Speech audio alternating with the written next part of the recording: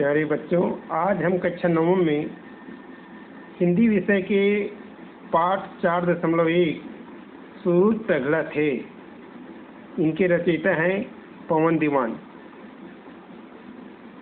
संत कवि पवन दीवान का जन्म 1 जनवरी 1945 को किरवई, ये राजिम के पास है, गरियाबंद जिले में, वहाँ हुआ था।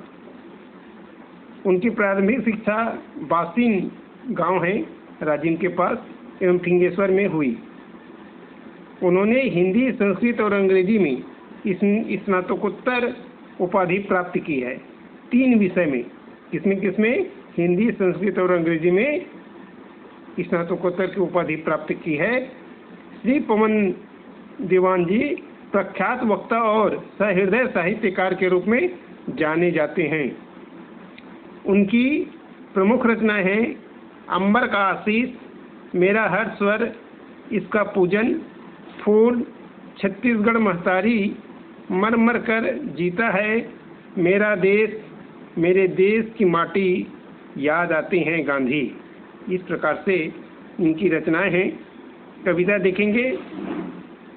टघल टघल के सूरज झरत है धरती ऊपर, टघल टघल के सूरज झरत है धरती ऊपर, डपट गिरे पसीना माथा छिपिर छापर। इसमें संदर्भ है इनका प्रस्तुत पंक्ति सूरज टघला थे नामक कविता से लिया गया है, जिसके कवि कौन है? पवन दीवान। कौन है? पवन दीवान। अब इसके प्रसंग में क्या होगा दिख रहा है। ग्रीष्म ऋतु में तपन से मानव की शारीरिक दशा का वर्णन किया गया है। ग्रीष्म ऋतु में तपन से मानव की शारीरिक दशा का वर्णन किया गया है।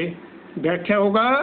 कवि कहते हैं कि गर्मी के दिनों में सूर्य पिघल पिघल कर, टघल टघल कर संपूर्ण धरातल पर गर्मी बरसा रहे हैं।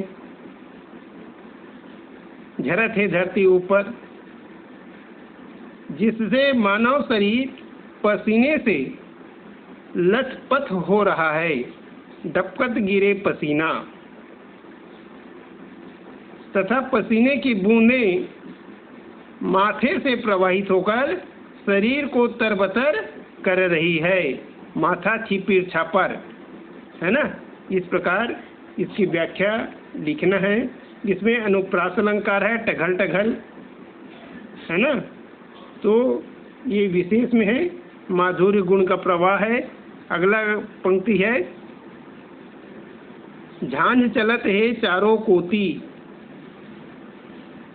तिबगे कान झमागे चेथी, सुलगत है आँख आँखी माँ आगी, और पाँव परत है एती तेती। संदर्भ प्रसंग पूर्ववत ही है। इसमें लिखेंगे कि हमारी पाठ्य पुस्तक के सूरज तगड़ा थे कविता से लिया गया है और इसके रचयिता पवन दीवान हैं। प्रसंग भी गर्मी से व्याकुल मनुष्य के शारीरिक दशा का वर्णन किया गया है। व्याख्या है झांझ चलत है चारों कोती। कवि कहते हैं कि गर्मी चारों तरफ पड़ रही है।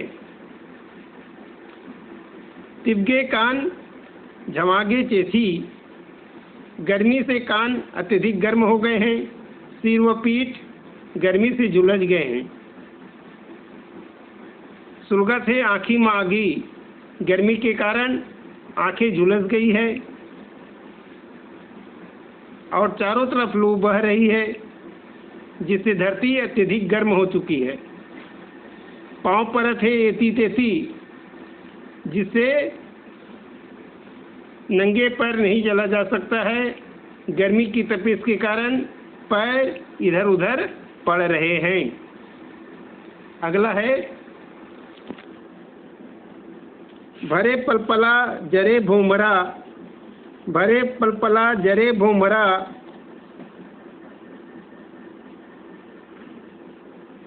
फोरा पड़गे गोड़ माँ, फोरा पड़गे गोड़ माँ, और फिंगेश्वर ले रिंगत रिंगत पानी मिलीस पोड़ माँ। अब संदर्भ है, इसका संदर्भ एक बार बता दिए, वही लिखेंगे क्योंकि एक ही पाठ का है। और प्रसंग है, धरती के गर्मी के कारण तपने से नंगे पैर चलने में छाले पड़ जाते हैं। व्याख्या, तेज धूप के कारण चारों तरफ धरती तप रही है।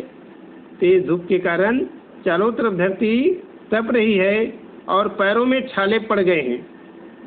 पानी की तलाश में भटकते भटकते व्यक्ति को फिंगेश्वर से पैदल चलकर पूर्ण गांव तक आना पड़ रहा है।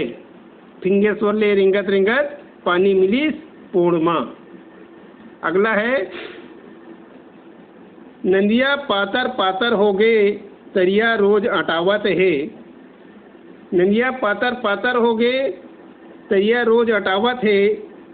आगे दिया है, क्या है, खड़मा रुखवा खड़े उमर के और टंगिया ताल कटावत है। टंगिया ताल कटावत है। इसमें प्रसंग और संदर्भ है, तो संदर्भ पूर्ववत रहेगा, लेकिन प्रसंग जो है ग्रीष्म ऋतु में सभी नदियां तालाब कुएं पानी का पानी सूख गया है। व्याख्या है, तेज धूप से नदी नाले तालाब सभी जलाशय सूख करके सीमित हो गए हैं, है ना, और नदी की धाराएं पतली हो चली है। पानी की आशा में लोग टंगिया से वृक्षों के आसपास की भूमि में गड्ढा कर रहे हैं। ये आप लोग कॉपी में लिख लीजिएगा और याद करिएगा।